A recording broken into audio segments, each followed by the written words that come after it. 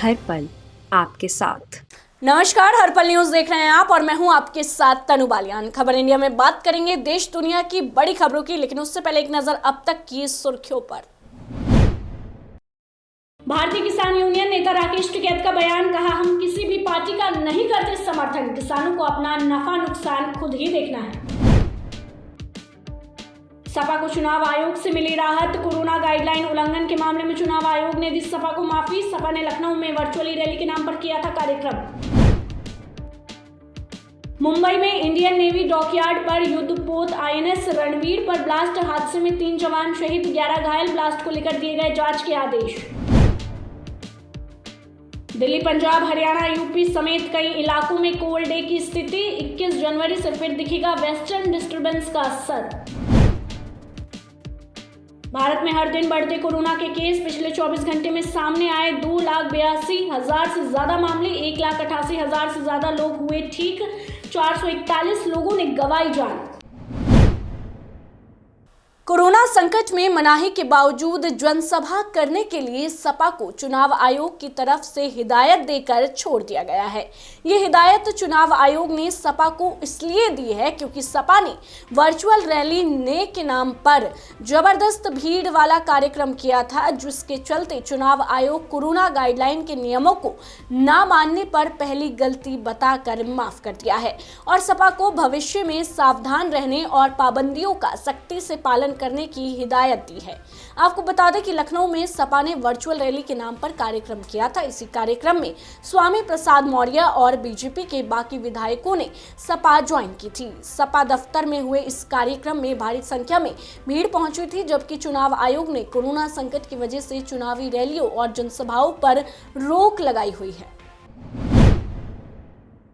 UP समेत 5 राज्यों के विधानसभा चुनाव का ऐलान हो चुका है, लेकिन चुनाव आयोग ने कोरोना की वजह से राजनीतिक पार्टियों की रैली, रोड शो और सभा करने पर चुनाव आयोग ने पूरी तरह से रोक लगाई हुई है।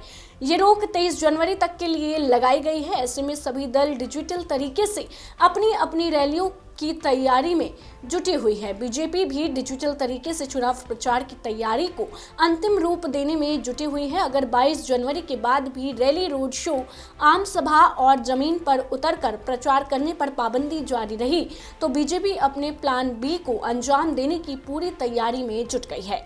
बीजेपी ने प्लान बी के तहत डिजिटल माध्यम से जनसंपर्क करने की बड़ी योजना तैयार कर ली है।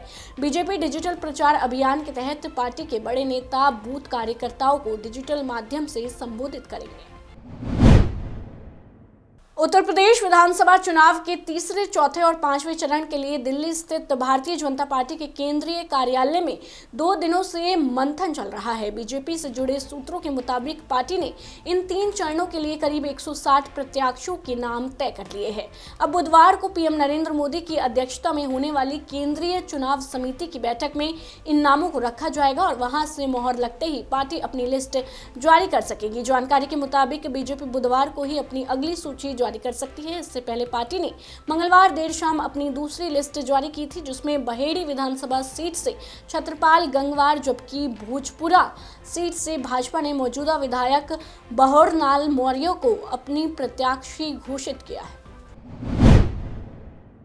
पंजाब में आम आदमी पार्टी की मुख्यमंत्री पद के उम्मीदवार भगवंत मान अपने होम ग्राउंड संगरूर की धुरी विधानसभा सीट से चुनाव लड़ सकते हैं। पार्टी जल्द ही इस बारे में ऐलान करेगी। बता दें कि आम आदमी पार्टी ने मंगलवार को घोषणा की थी कि पंजाब विधानसभा चुनाव में भगवंत मान पार्टी के मुख्यमंत्री पद के उम्मीदवार होंगे। मान ने लोगों को आश्वासन दिया कि आपके सत्ता में आने पर वो जनता के कल्याण के लिए काम करेंगे और राज्य को फिर से अपने पैरों पर खड़ा करेंगे। पंजाब के 117 सदस्यीय विधानसभा के लिए 20 फरवरी को मतदान होना है और मतगणना 10 मार्च को की जाएगी। पार्टी के राष्ट्रीय संयोजक अरविंद केजरीवाल ने मिस्ड कॉल के जरिए चलाए गए जनता चुनेगी अपना सीएम अभियान के परिणाम की घोषणा की है।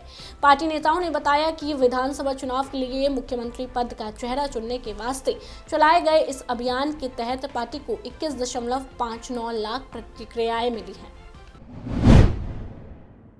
चुनाव जैसे जैसे करीब आ रहे हैं वैसे ही नेताओं की बयानबाजी, आरोप प्रत्यारोप का दौर भी तेज हो गया है। समाजवादी पार्टी के प्रमुख अखिलेश यादव के प्रदेश की जनता को 300 यूनिट फ्री बिजली देने के चुनावी वादे को लेकर मुख्यमंत्री योगी आदित्यनाथ ने तंज कसा है। सीएम योगी ने ट्वीट कर कहा कि बाप मार डारिस अंधियारे में, बेटवा बना बाप पावर हाउस। उन्होंने कहा कि मुलायम सिंह यादव ने प्रदेश की जनता को अंधियारे में डाल दिया था, जबकि उनका बेटा अब पावर हाउस बनाने की बात कर रहा है। समाजवादी पार्टी प्रमुख अखिलेश यादव ने बीते मंगलवार को बड़ा चुनावी ऐलान किया। भारतीय किसान यूनियन के नेता राकेश टिकैत ने मंगलवार को प्रयागराज में कहा कि 3 दिवसीय मंथन सत्र में किसानों और संगठन से जुड़े मुद्दों पर चर्चा हुई। बता दें, किसान आंदोलन की सबसे जीत ये है कि राजनीतिक दल अब उनके बारे में सोचते हैं। इस बात को लेकर राकेश टिकैत ने कहा कि लखीमपुर खीरी की घटना को लेकर अफसरों की ओर से किए गए वादे अभी तक पूरे नहीं किए गए हैं। साथ ही इस वजह से उनकी अगुवाई में संयुक्त किसान मोर्चा की 10 सदस्यीय टीम 22 जनवरी से 3 दिनों तक लखीमपुर खीरी में रहेगी और पीड़ित किसान परिवारों और अफसरों से बातचीत करेगी। हम किसी का समर्थन नहीं करेंगे। वहीं किसानों ने 22, 23, 24 जनवरी को विश्वासघात दिवस मनाने की घोषणा की है। गांधीनगर में आयोजित सुशासन के 121 दिन समारोह में मुख्यमंत्री भूपेंद्र पटेल, राजस्व और कानूनी मंत्री राजेंद्र त्रिवेदी, शिक्षा मंत्री जीतू वागड़ी ने सुशासन के 121 दिन पुस्तिका का विमोचन किया। मुख्यमंत्री भूपेंद्र पटेल ने समारोह में कहा कि प्रधानमंत्री नरेंद्र मोदी और गृह मंत्री अमित शाह ने गुड गवर्नेंस और सुशासन का जो मार्ग प्रशस्त किया है, उनकी टीम गुजरात में इस लक्ष्य को और आगे बढ़ाते हुए चौतरफा विकास करेगी। उन्होंने बताया कि प्रदेश में बरसात के कारण किसानों को जो नुकसान हुआ है, उसके मुआवजे के रूप में सरकार अब तक 2 चरणों में 1000 करोड़ से अधिक की राशि का भुगतान कर चुकी है।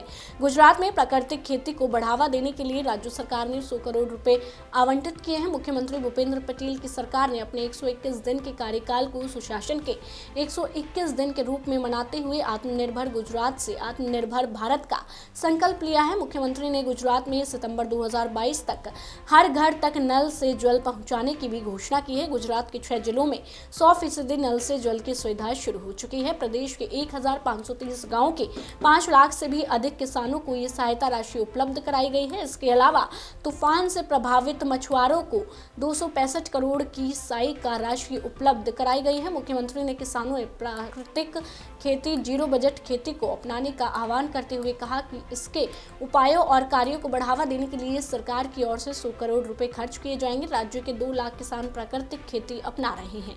गुजरात से राकेश गोसाई की रिपोर्ट।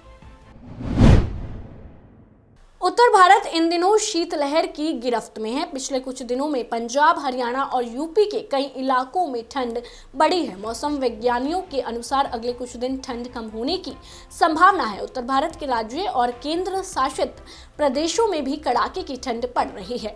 मौसम विभाग के मुताबिक ताजा सक्रिय वेस्टर्न डिस्टर्बेंस 21 जनवरी से उत्तर पश्चिमी भारत को प्रभावित कर सकता है। आज उत्तर प्रदेश, बिहार के कुछ हिस्सों, राजस्थान और उत्तरी मध्य प्रदेश में घना से बहुत घना कोहरा पड़ सकता है। पंजाब, हरियाणा और उत्तर प्रदेश के कुछ हिस्सों में शीतलहर की स्थिति बने रहने की संभावना है। गिलगित, मुजफ्फराबाद, जम्मू कश्मीर, लद्दाख और हिमाचल प्रदेश और उत्तराखंड के अलग अलग हिस्सों में हल्की से मध्यम बारिश और हल्की बर्फबारी हो सकती है। पूर्वोत्तर भारत, तमिलनाडु और केरल में अलग अलग जगहों पर हल्की बारिश संभव है। पश्चिमी विक्षोभ के चलते उत्तर भारत के साथ राजस्थान में कड़ाके की ठंड पड़ रही है। हाड़ कपा देने वाली ये ठंड अभी जारी रहेगी। राज्य के कई शहर शीतलहर की चपेट में हैं। धौलपुर जिले का भी यही हाल है। जिले में पिछले कई दिनों से पड़ रही कड़ाके की ठंड ने 19 साल का रिकॉर्ड तोड़ दिया है। कड़ाके की ठंड के चलते अब तक 1 दर्जन से अधिक गोवंशों की मौत हो चुकी है। बीती रात सीजन की सबसे ठंडी रात दर्ज की गई। वहीं सुबह से लोग ठंड से ठुठुरते हुए नजर आए। घने कोहरे और कड़ाके की सर्दी से आवागमन की रफ्तार भी थम गई है। बीते 5 दिनों से लगातार गिर रहे पारे ने लोगों को जबरदस्त ठंड का एहसास करा दिया है। हालत यह है कि गर्म कपड़ों में भी लोगों को सर्दी से निजात नहीं मिल पा रहा है। सोमवार की रात को मौसम बेहद सर्द रहा। रात को गर्म कपड़ों में लोगों को सर्दी लगती रही। सुबह के समय भी सर्दी के तेवर नरम नहीं हुए और दिन भर मौसम कोहरे का बना रहा। झारखंड में कोरोना लगातार कहर बरपा रहा है। मंगलवार को कोरोना वायरस संक्रमण के 2514 मामले सामने आए। इनमें 4 रोगियों की मौत भी हो गई। राज्य के स्वास्थ्य विभाग की ओर से जारी आंकड़ों के मुताबिक राजधानी रांची में 8.9 और इसके बाद जमशेदपुर में सबसे ज्यादा लोग कोरोना संक्रमित मिले। बता दें, राज्य में अब तक संक्रमण के कुल 31,787 मामले सामने आ चुके हैं। बीते 24 घंटे में 3,898 लोग कोरोना की मात दे चुके हैं। इस दौरान राज्य में कुल 63,575 नमूनों की कोविड-19 जांच की गई। राज्य में अब तक कुल 5,213 लोग संक्रमण के चलते जान गंवा चुके हैं। महाराष्ट्र में कोरोना ने एक बार फिर रफ्तार पकड़ी है। कोरोना केस मंगलवार को भी 40,000 के करीब पहुंचे। पिछले 24 घंटे में राज्य में कोरोना के 29,207 केस सामने आए। सोमवार से ये आंकड़ा एकदम से 8,000 से ज्यादा बढ़ गया। मौत का आंकड़ा भी मंगलवार को 53 तक पहुंच गया। सोमवार को मौत का आंकड़ा 24 आया था। महाराष्ट्र में सोमवार को ओमिक्रॉन के 122 केस सामने आए थे, लेकिन मंगलवार को ओमिक्रॉन का एक भी केस सामने नहीं आया। मुंबई में कोरोना से जुड़े हालात की बात करें तो मंगलवार को कोरोना के 6,139 नए केस सामने आए। साथ ही 12,810 लोग कोरोना से ठीक भी हुए। सोमवार के मुकाबले यहां भी थोड़ी बढ़त सामने आई है। सोमवार को मुंबई में 5,556 केस सामने आए थे। बीएमसी की ओर से दी गई जानकारियों के मुताबिक मंगलवार को 7 लोगों की मौत भी हुई है। देश में मंगलवार को 2,80,218 नए केस मिले हैं। इस दौरान 1,87,215 लोग ठीक हुए हैं और 436 लोगों की मौत हुई है, जिसके बाद अब देश में कुल एक्टिव केस 18 लाख के पार पहुंच गए हैं। फिलहाल एक्टिव केस की कुल संख्या 18,23,056 है। महाराष्ट्र और कर्नाटक ने चिंता बढ़ा दी है, जहां केस फिर बढ़ रहे हैं। हालांकि दिल्ली में केस घटे हैं। महाराष्ट्र में पिछले 24 घंटे में दोबारा नए केस 26% बढ़ गए हैं। यहाँ 39,207 नए कोविड मामले मिले, जबकि 38,824 लोग ठीक हो गए हैं। इस दौरान 53 मौतें भी दर्ज की गई हैं, जो तीसरी लहर में एक दिन में राज्य में सबसे ज्यादा मौत है। राज्य में अब कुल एक्टिव केस 2,87,349 है।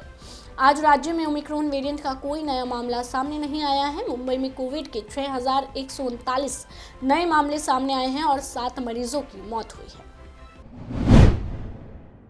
राजस्थान में रोज मिल रहे नए कोरोना केसों में लगातार तेजी बनी हुई है। प्रदेश में एक्टिव मरीज 70,000 के करीब पहुंच गए हैं। वहीं मंगलवार को 9 कोरोना संक्रमितों ने दम तोड़ दिया। तीसरी लहर में एक दिन में मौतों का अब तक का सबसे बड़ा आंकड़ा है। बीते 15 दिन में 55 मरीजों की जान चुकी है।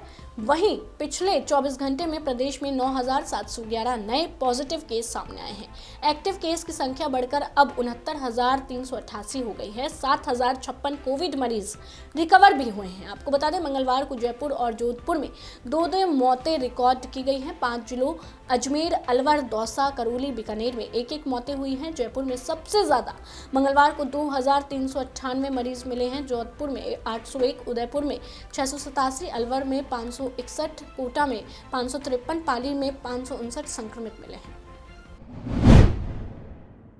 एक दिन की राहत के बाद मंगलवार को जम्मू कश्मीर में कोविड मामलों में फिर उछाल आ गया। प्रदेश में 251 दिन के बाद 24 घंटे में कोरोना के 4,691 नए संक्रमित मरीज मिले हैं। इसमें जम्मू संभाग में 1,456 और कश्मीर संभाग में 3,105 मामले शामिल हैं। इससे पहले 12 मई 2021 को 4,509 मामले मिले थे। बता दें, दोनों राजधानियों में कोविड पीक की ओर बढ़ रही है। जिला जम्मू में पहली बार एक ही दिन में सर्वाधिक 919 संक्रमित मिले और इसमें लगभग स्थानीय स्तर के मामले हैं। जम्मू जिले में सकारात्मकता दर 8% के पार पहुंच गई है। श्रीनगर में भी 13 यात्रियों समेत 957 मामले मिले हैं। पिछले 24 घंटे में प्रदेश में 3 लोगों की कोविड से मौत भी हुई है, जिसमें जम्मू संभाग से 2 मौतें हैं। प्रदेश में सक्रिय मामले बढ़कर 21,677 पहुंच गए हैं। गुजरात के राजकोट में 150 फुट रिंग रोड पर शिव फायर इंजीनियर्स नाम की दुकान में फायर सेफ्टी बोतल फट गई, जिसमें कंपनी के मैनेजर की मौत भी हो गई। मौके पर पहुंची पुलिस और दमकल विभाग की टीम ने जांच पड़ताल की। जानकारी के मुताबिक राजकोट में 150 फीट रिंग रोड पर शिव फायर इंजीनियर्स नामक दुकान में CO2 की बोतल फट गई, जिसमें कंपनी के मैनेजर महेश अमृतलाल सिद्धपुरा की सिर में गहरी चोट लग गई, जिसकी वजह से उनकी मौत भी हो गई। दोपहर करीब 12 बजे शिव फायर इंजीनियर्स नाम की दुकान में फायर सेफ्टी बोतल फट गई। इसकी जानकारी पर पहले कर्मचारी की टीम मौके पर पहुंची और जांच कर रही टीम को पता चला कि मैनेजर महेश की मौत सिर में गंभीर चोट लगने की वजह से उनकी मौत हो गई। पुलिस ने शव को पोस्टमार्टम के लिए सिविल अस्पताल भेज दिया है और कानूनी कार्रवाई की गई है। गुजरात से प्रशांत गोस्वामी की रिपोर्ट। अलीगढ़ में मौसम का सितम बना कोहरा लोगों की जान के ऊपर यमराज बनकर बरपा है।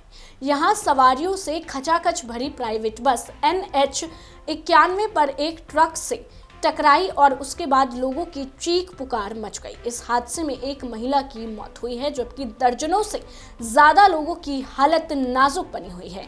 घायलों को जिला अस्पताल में भर्ती कराया गया है। लंदन में रह रहा भारत का भगोड़ा बिजनेसमैन विजय माल्या पर संकट के बादल मंडराने लगे हैं। उसे अब लंदन में अपना आलीशान घर खाली करना पड़ सकता है। घर को बचाए रखने के लिए उसने कोर्ट में याचिका दायर की थी, लेकिन कोर्ट ने उसकी याचिका को खारिज कर दिया। दरअसल स्विस बैंक UBS से माल्या ने भारी कर्ज लिया है। कर्ज नहीं चुकाने के कारण बैंक ने उसे लंदन स्थित आलीशान घर को खाली करने का नोटिस जारी किया था। इसे रोकने के लिए माल्या ने कोर्ट का दरवाजा भी खटखटाया था, लेकिन उसे खाली हाथ लौटना पड़ा। स्विस बैंक UBS के साथ लंबे समय से जारी कानूनी विवाद में माल्या के इस घर को खाली कराने का आदेश दिया था। लंदन के रिजेंट पार्क में 18/19 कार्निवल टेरेंस में माल्या का लग्जरी अपार्टमेंट है। इसमें वर्तमान में माल्या की 75 वर्षीय मां ललिता का कब्जा है। अदालत ने इस संपत्ति को लाखों पाउंड की असाधारण मूल्यवान संपत्ति बताया है। फिलहाल के लिए खबर इंडिया में बस इतना ही। देश दुनिया की तमाम खबरों को जानने के लिए आप जुड़े रहिए हमारे साथ और देखते रहिए हर पल न्यूज।